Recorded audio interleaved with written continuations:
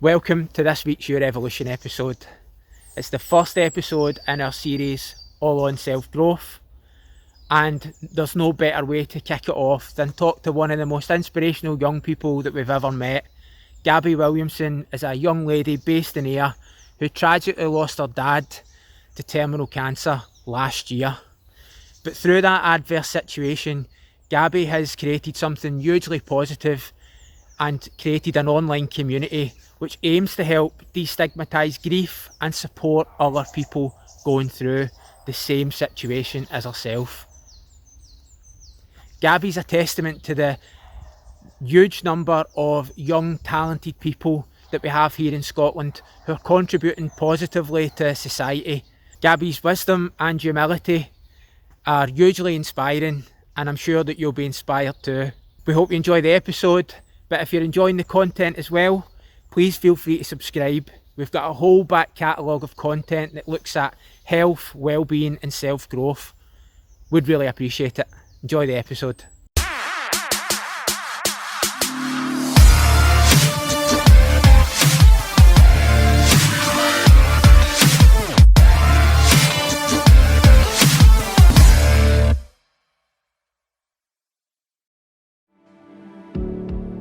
Gaby Williamson is an incredible young woman. In May last year, she lost her dad to cancer, but had been going through a grieving process since 2018 when the family first learned that Kevin was terminally ill. Gaby took the courageous step of speaking out publicly about her grief journey and created a movement called Let's Blether for young people who have lost a loved one. It has since become an invaluable support network for young people all over the UK experiencing bereavement and needing a friend or two to chat to. Gaby organises fortnightly online chats with her Let's Blether group, and she's since been asked to be an ambassador for Ayrshire Cancer Support Charity. And she's also been invited to work alongside a cancer organisation based in Edinburgh. Really interested to hear more about Let's Blether and about the work that you've been doing. But I suppose first and foremost it might be good if you could tell us and everybody watching about where Let's Blether came from.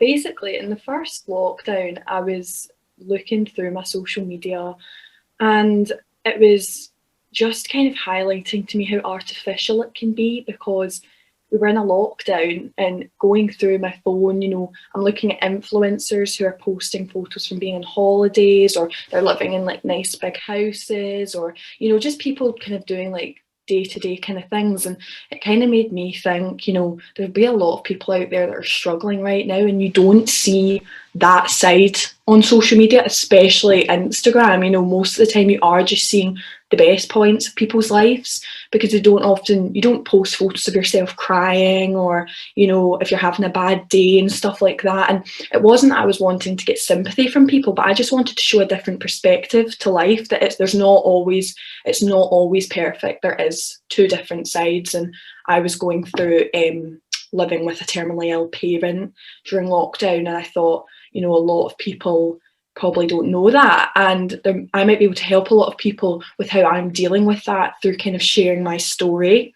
So I kind of mentioned to my friends, what do you think? Do you think this would be a good idea? And I said to my mum and dad as well, and they thought it would be a really good idea, not just for me to help people, but to help myself in a way, to kind of be more real about what's going on in my life, if that makes sense. So it just kind of started from there, and I didn't really think a year on, or it's almost a year. I started it in May, so I didn't even think that it would have kind of gone as well as it did. Like, I just kind of did it as something for me, and now it's just, I'm so glad I have it. It just helps me so much, and I've just got a little community of people around me, and now I really focus on my kind of grieving journey and changing stigmas around things such as mental health, grief, body image, self-growth, being positive, and just that sort of thing. So amazing.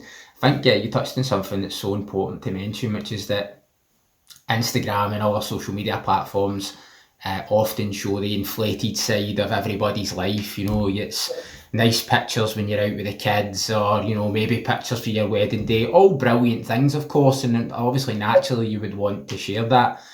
but there's definitely like so much, we spend a lot of our lives feeling fearful, feeling challenged, and we don't really talk about it, or maybe even not even acknowledge it for ourselves internally, which then means that it's never going to make it onto these platforms, which actually would probably tell a more realistic story of how people's lives are actually going, because life is full of ups and downs. So I love what you're saying about, you know, getting real and really sharing, you know, very personally about your journey through grief. And it would be good if maybe you could tell us a bit more about that journey that you took about, you know, with grief and stuff, and maybe just to let people know about your own personal background. My dad was diagnosed with esophageal cancer in the October of 2019, and he was given between 3 and 6 months to live. And it was the cancer he had was kind of known as like an old person's cancer, because someone of his age, my dad was only 48 when he was diagnosed, so someone of his age to have this kind of cancer was really unusual and really rare. And my dad had never been a smoker or anything like that, a really healthy guy, you know, he was always running half marathons and that sort of thing. So that's what I think why it came as such a big shock as well, because we were like, oh my gosh, like he's such a healthy guy. And I think you always think, you know, if you eat healthy, you exercise, you look after your body, then you'll be fine. So for that to happen, we were all like, oh my God, what's going to happen here? And my dad from the beginning was just like, I'm going to beat this, even though it was incurable. His mindset is what made him do so well throughout his journey, because he was just so strong and so positive, and that attitude was then put through all of my family and all of our friends. So a lot of the time when I was with my dad, I didn't actually feel like he was ill, because he was so upbeat, he looked so well. We still did loads of normal things, and he went for his chemo, you know, once a week and stuff like that. And to be honest, when he first started his journey, he was all right. He was okay. And he ended up passing away in June last year.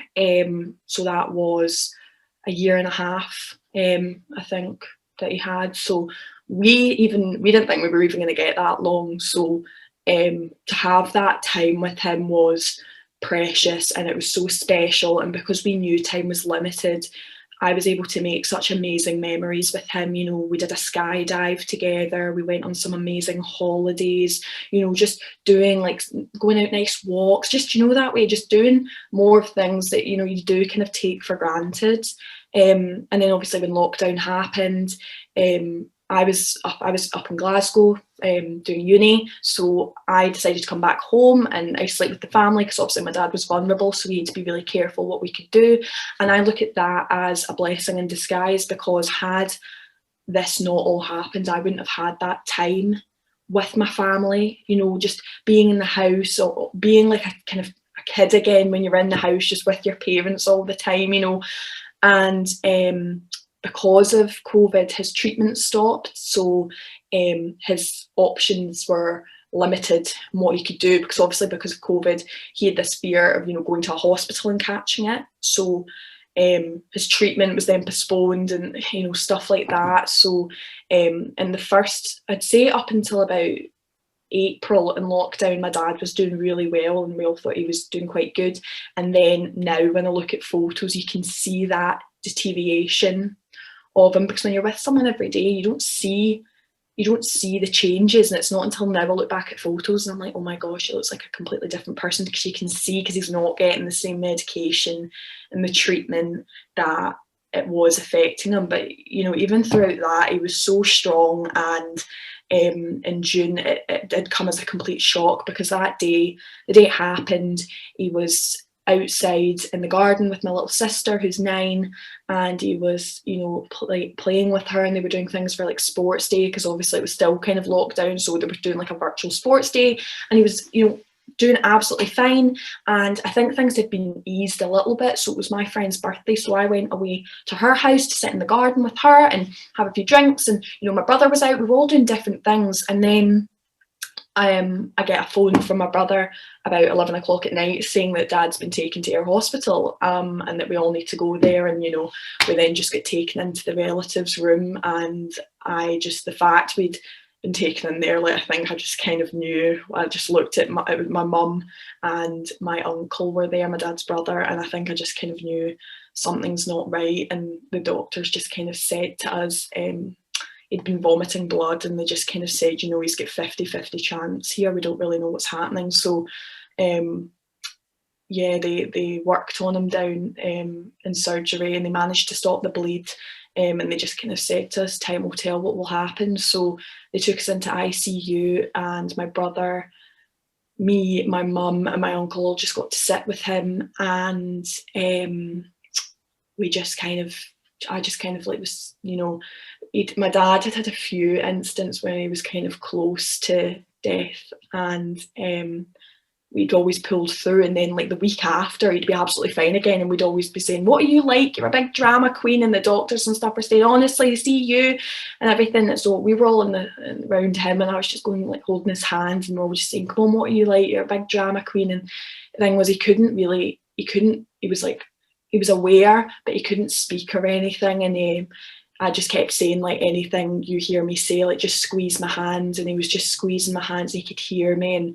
And we all just kind of said, like, just how much we loved him and stuff. And then at 7:30 in the morning, he just passed peacefully. And I just feel so grateful that I got to be there, because even during COVID, you know, there's a lot of people who didn't get to be there. So, and a lot of people, you know, lose people, and they can just get hit by a car or just have a heart attack. And I kind of look at, I had so much time that I knew what was coming, and for that I'm grateful. As much as it was difficult, like, I'm grateful I got to be there. I got to say goodbye, if you know. And I suppose that's one thing I kind of get out of it, is I got that chance. And my little sister, she had to stay at home with a family friend, because she was 8 at the time, and I think that just would have been too traumatic for her. But my brother and I and my mum and my uncle, we all got to say our goodbyes, so I'm grateful for that. But yeah, that's kind of my story, my grief story now on Let's Blether. And then a week after that,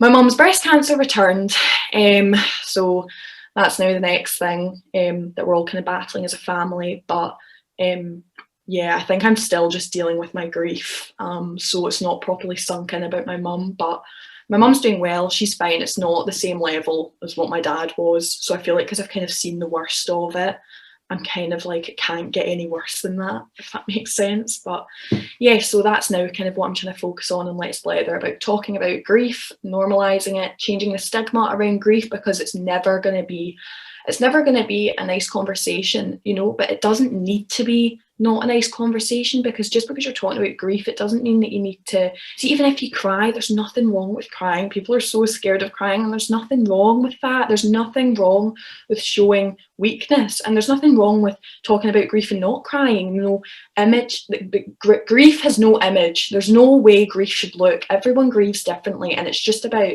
letting people know you don't have to grieve in any sort of way. But if you want to talk about it, talk about it. Like, no one should make you feel uncomfortable for talking about your grief, because ultimately, you know, everyone experiences grief in their life. Ultimately, everyone goes through it, and it's just about being there for each other. And there's never going to be a right or wrong thing to say. But see, just listening to someone, that can be the biggest like blessing of all. Just listening to what someone has to say, and just saying, you know, I'm here for you. And, you know, that's really important. And I think just with Let's Blether, my message is, let's get talking, let's talk. So, I mean, just from the videos and stuff that you've shared, your dad seemed like a wonderful man, and I really loved the fact that it seems like you and your family have really celebrated the best of him as a guy. And I found that particularly touching. And just when you were talking there, I could actually feel the emotions stirring in myself, you know, which I think is very powerful what you're saying. What did your dad have an opportunity to see you get Let's Blether off the ground, and what was his thoughts on it?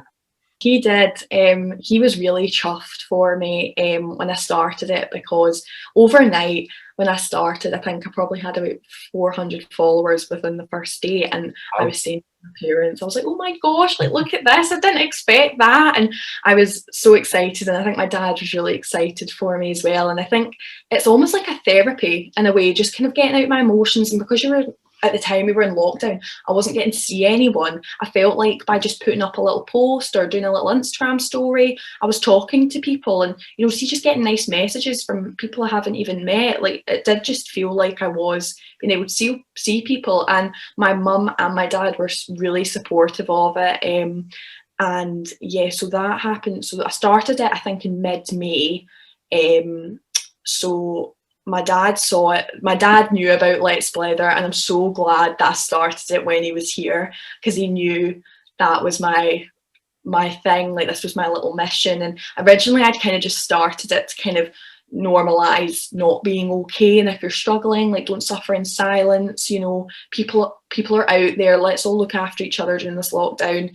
And then obviously, you know, having a parent that was ill, I was kind of reaching out to other people who were maybe in lockdown with a family member that's ill, or even a friend that's ill, or you know, anything like that. So yeah, no, he saw Let's Blether take off, but it's really been since he's passed.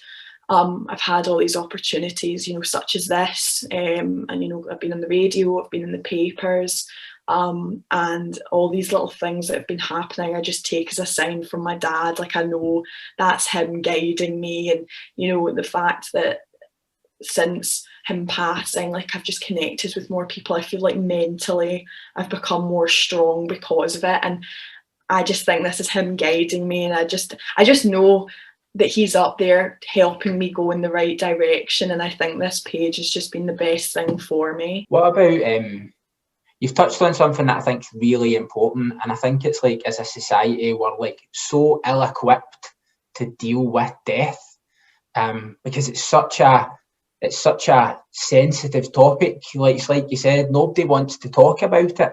Nobody prepares anybody. It's not like, you know, when you're growing up, you kind of get conversations about the birds and the bees.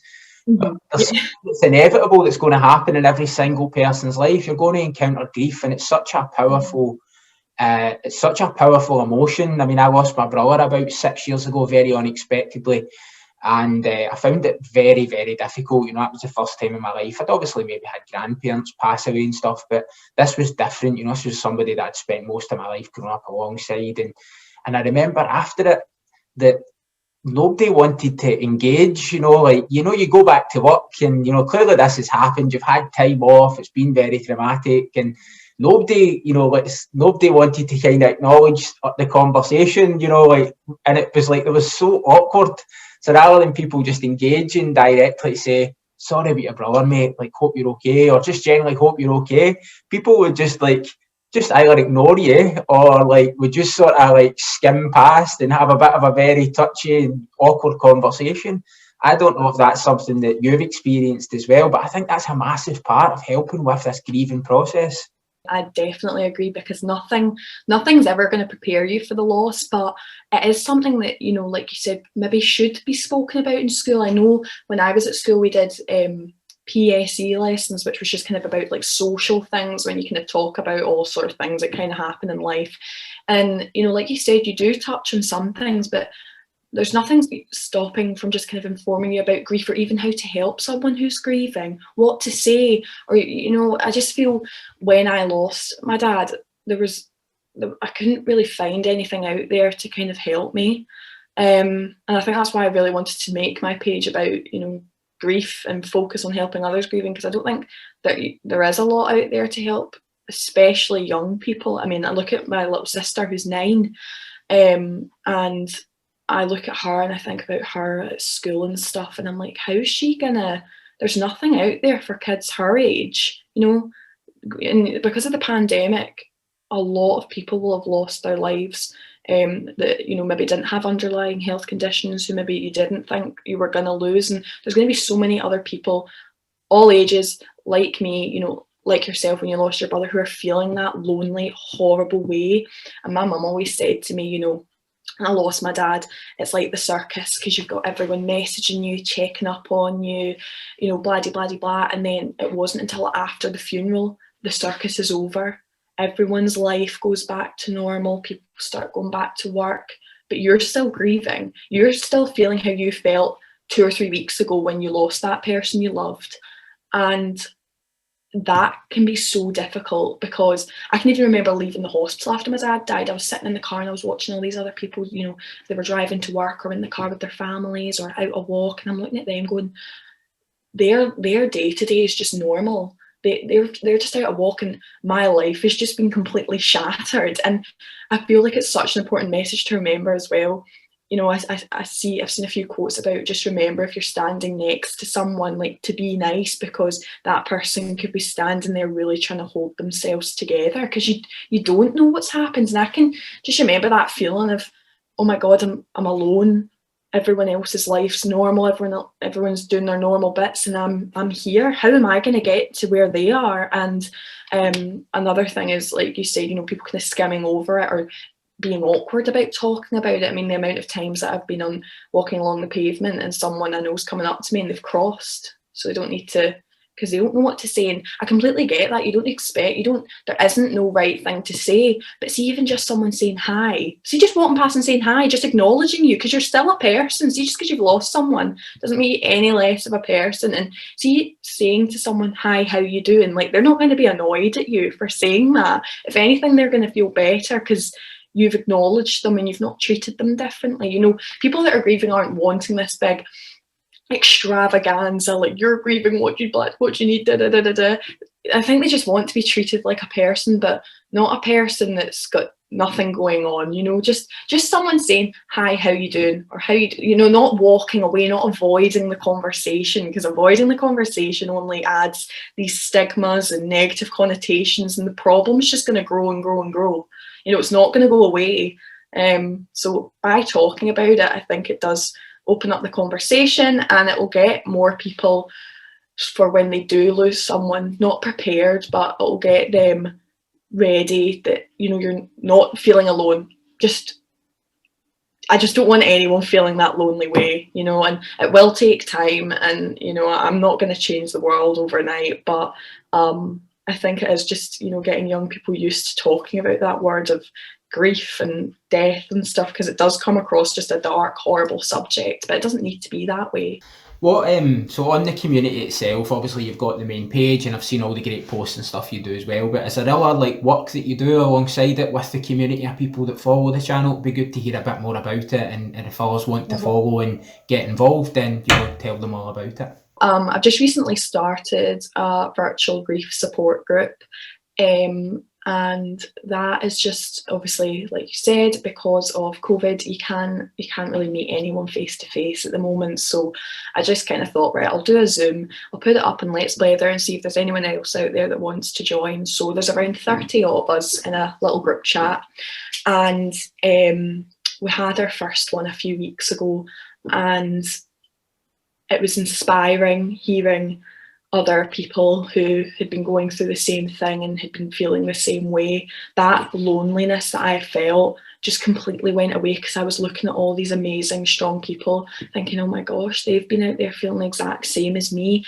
And the comfort that brought me and all the other people in that call it was surreal. After it, we were all talking to each other, just saying, wow, like, how amazing it was to just talk to other people that had been going through a really tough time. And that I am really grateful for, because just having another young person who can just kind of say, like, can empathise with you and relate and just be like, I know exactly how you feel, was just really, it just was really, really comforting. So we had people, you know, all the way up in Inverness on the call. We had someone down in Leeds. So we had people from all over the UK talking just about all their different experiences with regards to loss and grief. And it was just a huge comfort. And now we're just holding them fortnightly. And we've got a wee group chat, which is good, even just to talk if someone's feeling down. And, you know, if one of us isn't having a great day, we'll sometimes say, and we've all got each other's backs, and it feels like just a new friendship has been formed. You know, a group of us that are all going through something so horrible have kind of made a positive out of it. You know, we're hearing each other's stories and learning from each other, and that's a huge positive. And I was also recently asked from the Ayrshire Cancer Support Charity to be a youth ambassador for them, because they're setting up I think it's somewhere for like young people to go if they're dealing with a parent or someone that's ill, or if they themselves are ill. They're setting up a centre. So they've asked me to get involved with that, which is really exciting, and I'm really honoured to have been asked, because it's a worthwhile charity, obviously very close to my heart. And I've also been asked to work alongside the Worldwide Cancer Organisation, which is based in Edinburgh, and that is also just, I'm honoured to have been asked to, work alongside them, and all their fund, all the money that's raised goes to research, which I just think is absolutely amazing, because that's what we need, more research to kind of look into all these sort of things. So having opportunities such as these definitely builds me up. And like I said, I know my dad's guiding me, and it just makes me want to keep spreading the word and keep doing good, because I think if you keep doing good, you can get bad karma and good karma. And I feel like I've had a really kind of rubbish year, or kind of rubbish 2 or 3 years, because I was grieving my dad before he even died. And I just feel like now, although my dad's not here, which I'll probably never get over, I've got all these little opportunities where if I'm able to help other people or represent other things, it's just a blessing and an honour. And I just want to, help these charities, make them proud, make my family proud, and just raise as much money as we can. So yeah, the Worldwide Cancer Organisation, we've got some things lined up that I don't think I can say yet, but we have some exciting things that I'll be announcing on my page hopefully very soon. But yeah, it's all very exciting, which has given me a really good focus. Oh my goodness, how stunning! Thank you. Oh, you look lovely, darling. Stars are tracing the sky like city windows. I watch you reflect in your eyes. Slow dance on the New York City high-rise. You and me on top of the world. And I'm feeling like it was only ever you. And I'm feeling like it was something I won't lose.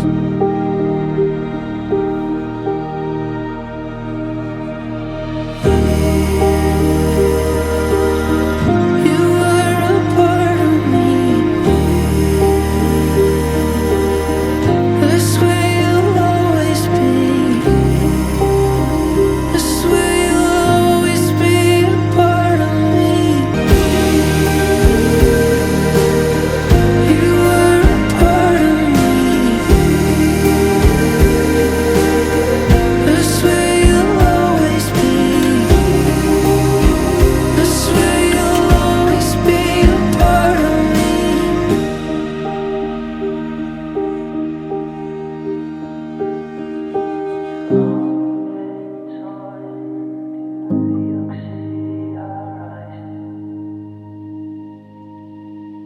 Slow dance on a New